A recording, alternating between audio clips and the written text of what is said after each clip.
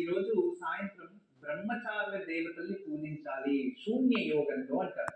అంటే శూన్య నక్షత్రం కదా ఈ మాసంలో ఈ రోజు, అందువల్ల బ్రహ్మచారుని దేవతల్ని పూజించాలి, చిరంజీవిని పూజించాలి.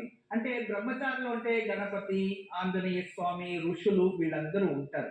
ఎవరైతే దుష్ట శక్తి ప్రభావంతో బాధపడుతున్నారో, ఎవరైతే దుష్ట శక్తి వల్ల ఇంట్లో మేమందరూ కష్టం అనుభవిస్తున్నాము అనేవారు, మీరు ఏ ఇంట్లో ఉంటారో అదే ఇంట్లోనే ఉత్తర మరియు పరమటి దిశ వాయుమూల అంటాం కదా, అటువంటి వాయు దిక్కులో ఆంజనేయ స్వామిని పెట్టి దీపం వెలిగించి పూజించాలి. ఆ దీపం కొండెక్కే వరకు అక్కడే హనుమంతుడు ఉండాలి. రేపు ఉదయం తీసి దేవుడి గదిలో పెట్టాలి. ఇలా ఆచరిస్తే మీ ఇంట్లో ఎటువంటి దుష్టశక్తి ప్రభావం అన్నా క్లియర్ అయిపోతుంది. మన ఇంటిపై ఉన్న చెడు దృష్టి తొలగిపోయేందుకు ఈ రోజు సాయంత్రం బ్రహ్మచారులైన దైవాలని పూజించడం శుభప్రదం.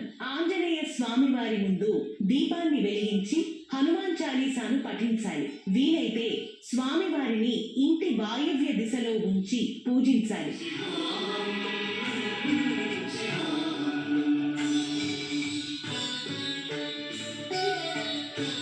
గురుజీ చక్కటి యోగక్షేమ